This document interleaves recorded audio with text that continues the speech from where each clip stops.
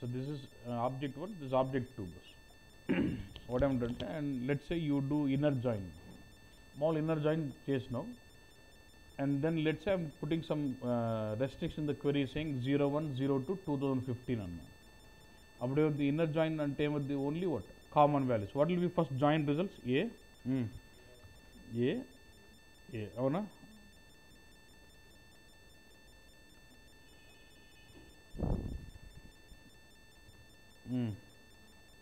And then what? ఈ రెండు డేట్లు వస్తాయి కామన్. తర్వాత then let's you apply filtering 1st February అన్నావు. అప్పుడు ఏం రికార్డ్ వస్తుంది? ఈ రికార్డ్ వస్తుంది. అంటే ఏంది? ఫస్ట్ ఈ రెండు జాయిన్ జరిగింది, తర్వాత ఫిల్టరింగ్ జరిగింది, restriction inner join. Okay, let's say నువ్వు ఫస్ట్ జాయిన్ చేసి ఫస్ట్ రెస్ట్రిక్షన్ ప్లే చేసి జాయిన్ చేయి. ఫస్ట్ ఈ టేబుల్ రెస్ట్రిక్షన్ ప్లే అయితే then what record will be out? అక్కడ నుంచి ఏమవుతుంది? ఓన్లీ ఈ రికార్డు అండ్ దిస్, ఈ రెండు రికార్డ్స్తో జాయిన్ జరగాలి. అప్పుడు first restriction is playing, out of 3 records ఉన్న table 1 record is read, and ఈ రెండు రికార్డ్స్ బదులు అప్పుడు జాయిన్ జరిగితే అప్పుడు రిజల్ట్ ఏమొస్తుంది? అర్థమైంది లేదన్న? ఫస్ట్ ఇక్కడ జాయిన్ జరిగితే 2 రిజల్ట్స్ వచ్చినాయి, దాంట్లో ఒక రికార్డ్ తెచ్చుకుంటున్నాం. ఫస్టే ఫిల్టరింగ్ జరగడం వల్ల ఈ ఒక సింగిల్ రికార్డ్ అవుతుంది ఈ టేబుల్లో, మళ్ళీ ఈ రికార్డ్ దీంట్లో 2 ఉన్నాయి, కానీ మళ్ళీ నెక్స్ట్ జాయిన్ చేసినప్పుడు 2 వస్తాయి. అంటే ఇన్నర్ జాయిన్ అనుకో, either you apply filter before join or after join is all same. ఓకేనన్నా?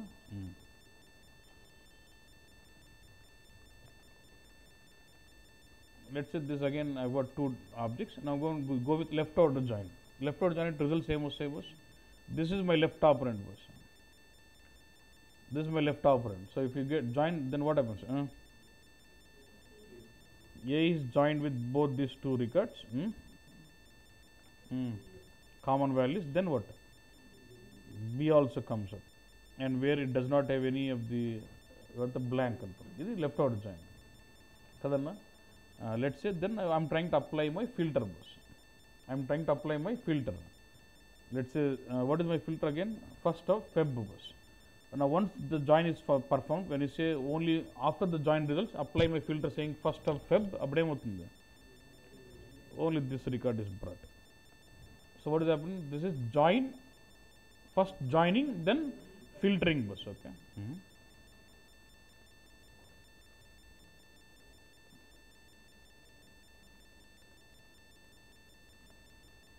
Let's say now first you apply filter. From this table, I should read only record where my date is what? 1st Feb 2015. అంటే ఈ record ఒకటే వస్తుంది. దీంట్లో restriction ఏం లేదు. దీంట్లో ఏమవుతుంది? 2 రికార్డులు వస్తాయి. ఇప్పుడు లెఫ్ట్ ఆర్డర్ జాయిన్ చేయి. అప్పుడు ఏమవుతుంది? ఇది వస్తుంది. Then B also comes up B. ఏమంటే దీనికి ఈ వాల్యూస్ లేదు. So do you see results whether my join is applied before or after? Inner జాయిన్లో నీకు పెద్ద డిఫరెన్స్ రాదు. If it is inner join, either you play restriction before or after does not make any difference. But if it is left order join, whether you apply filter before or after makes difference. And this is the property where you control whether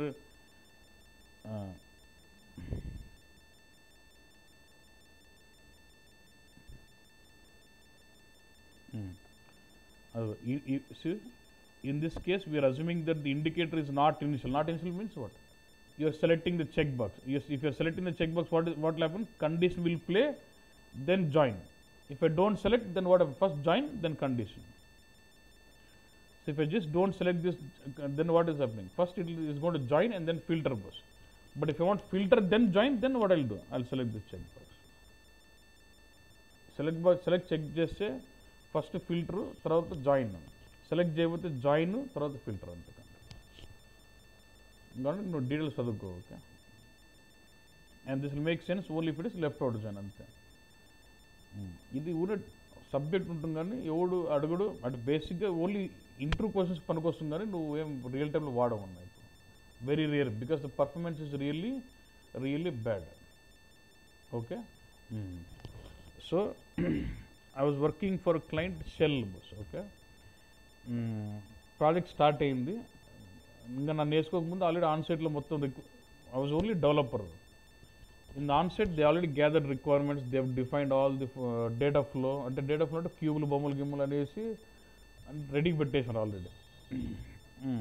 మనం ప్రాజెక్టులు నేను start అయినా అయితేనే there was one girl who was suppose to explain me, అంటే నేను ఇంకా కొత్తగా start అయినా కదా, తను ఎక్స్ప్లెయిన్ చేయాలన్నీ ఏంది what was requirement, what was the project, she was trying to explain me. వాళ్ళు మొత్తం డబ్బలు వేశారంటే డేటా సోర్స్ క్యూబ్ మల్టీప్లైడర్ వేసుకుంటూ వెళ్ళిపోయినారు. బొమ్మ వేసుకుంటేనే కాంట్రాక్ట్ సేల్స్ ఆర్డర్ ఉందన్న. Actually there was data like contract and sales order బస్. ఓకే, అంటే there will be one contract, for one contract you will have lot of sales orders బస్. అది concept. So contract ఆబ్జెక్ట్లో contract number, contract details ఉంటాయి. Sales order దాంట్లో sales order number ఏంది మొత్తం details ఉంటాయి. రెఫరెన్స్ కాంట్రాక్ట్ నెంబర్ అనేది ఉంటుంది. అంటే ఈ సేల్స్ ఆర్డర్ ఏ కాంట్రాక్ట్ నెంబర్ సంబంధించి క్రియేట్ అయింది అని ఉంటుంది, లింక్ ఉంటుంది అన్నట్టు. Without link no one would you do that. అర్థమైందన్న? సేల్స్ ఆర్డర్ డీటెయిల్స్లో ఈ సేల్స్ ఆర్డర్ ఏ కాంట్రాక్ట్ సంబంధించిన ఉంటుంది. అంటే one to many, one contract will have lot of sales. Suppose my contract validity is for 12 months, each month I need to deliver, and each month I deliver I will create sales order.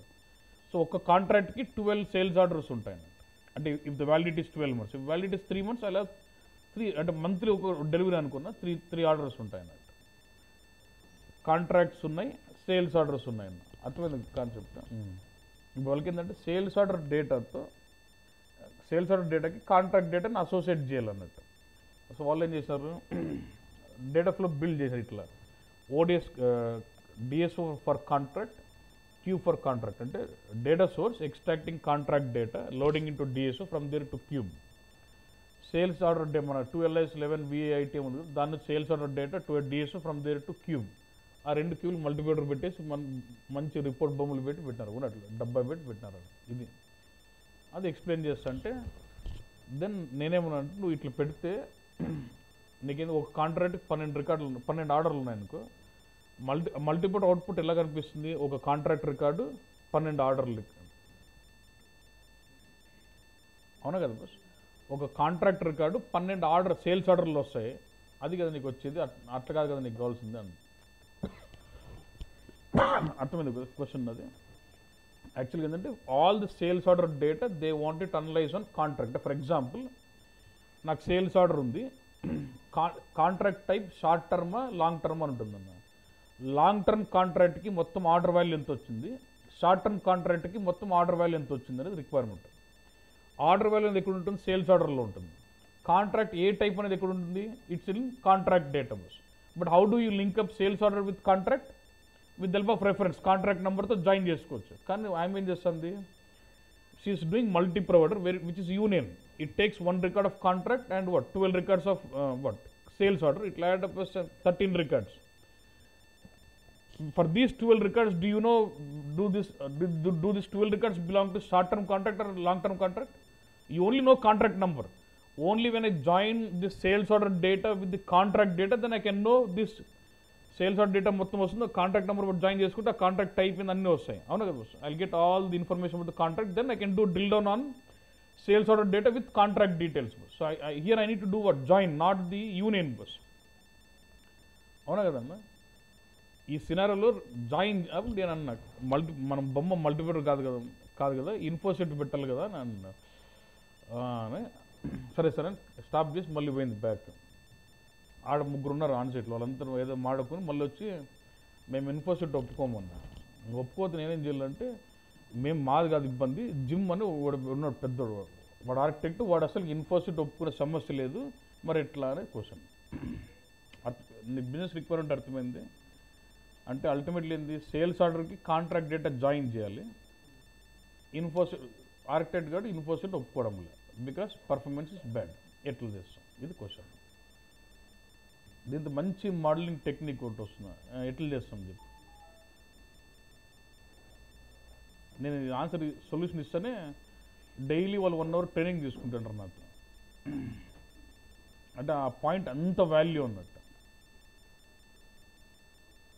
చెప్పు, చాలా మందికి తెలుదు అన్నట్టు. చెప్తే అబ్బా అంటావు చూడు, ఇట్లా చేయొచ్చా? I have sales order cube, will have a characteristic called contract. For contract info bit, if I maintain all the contract information as attributes and load contract data into master data, then what is it? అర్థమైంది point. Sales క్యూబ్లో contract and ఇన్ఫార్మేట్ ఉంది. Contract ఇన్ఫార్మేట్కి contract ఇన్ఫర్మేషన్తో అట్రిబ్యూట్స్గా పెట్టి contract data master డేటాలోకి load చేసిన అప్పుడు ఏమవుతుంది, what is master data what is association of master data with the cube? What is association of master data with the cube? జాయినే కదన్నా, ఇంకేం తెచ్చిపోయి కదా. అప్పుడేమనంటే కాంట్రాక్ట్ నువ్వు డిఎస్ఓకి లోడ్ చేద్దాం, కాంట్రాక్ట్ని మాస్ డేటాకి లోడ్ చేయి, ఆ కాంట్రాక్ట్ ఇన్ఫార్మేట్ క్యూబ్లో సేల్స్ క్యూబ్లో పెట్టింటావు. సో సేల్స్ డేటా లోడ్ చేసినట్టు ఏంది, సేల్స్ ఆర్డర్ నెంబర్ డీటెయిల్స్ అన్నీ వచ్చి కాంట్రాక్ట్ నెంబర్ లోడ్ అయి ఉంటుంది. ఆ కాంట్రాక్ట్ నెంబర్ కరస్పాండింగ్ మాస్ డేటాకి లింక్ అయి ఉంటుంది. ఆ అట్రిబ్యూట్స్ అన్ని నావిగేషన్ అట్రిబ్యూట్స్గా చేయి. రిపోర్టింగ్కి వెళ్ళేసరికి ఏమైంది, contract type is a navigation attribute of contract number. So now can I analyze the sales order details based on the contract type, which is a navigation attribute, like normal drill down? Yes or no? Did I design with join association? I am able to do drill down. My performance is not bad. అంతే కదన్నా, ఇది మీరు తెలుసుకోండి. ఇంటర్వ్యూలు చెప్పినా మనకు అర్థం కావడం. I tried some interviews, I explain this, వాళ్ళకి ఎక్కడంలో కరెక్ట్ లాజిక్ కరెక్టే కదన్నా నేను చేసిందా.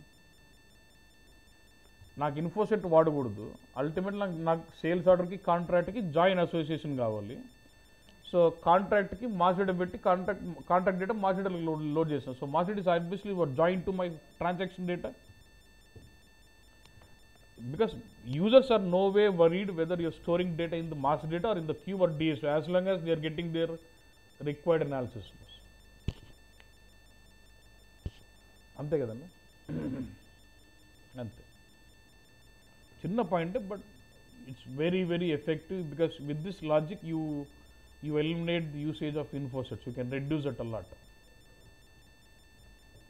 ఇంకా వాడు ఎవరు చెప్పినట్టు చూసి వాడు ఇంకా భయంకరంగా అప్రూవ్ చేసి వాడు మాట్లాడలేం ఏమి. They left the complete project to me, ఇంక నువ్వే చేసుకో బట్ డిజైన్ అని చెప్పి మొత్తం నేనే డిజైన్, ఆర్కిటెక్ట్స్ నేనే ఎక్స్ప్లెనేషన్ అన్నట్టు. You draw complete data flow. Before you start implementing we explain that complete flow అన్నట్టు. అంటే మొత్తం ఈ డేటా సోర్స్ ఇట్లా తీసుకొస్తా, ఇక్కడ లుకప్ పెడతాను మొత్తం అంటే ఇంకా ఓకే. అదొక్క పాయింట్తో మొత్తం కంట్రోల్ తీసుకుంది, ప్రాజెక్ట్ కంట్రోల్ తీసుకుంది. ఓకే బస్, ఇంకా నెక్స్ట్ నుంచి వాడు జిమ్ కొడితే వాడిని అడుగుపోయినట్టు వాడు అట్లా అయిపోయినాడు. అంటే ఇది చాలా ఎఫెక్టివ్ పాయింట్ అన్నట్టు.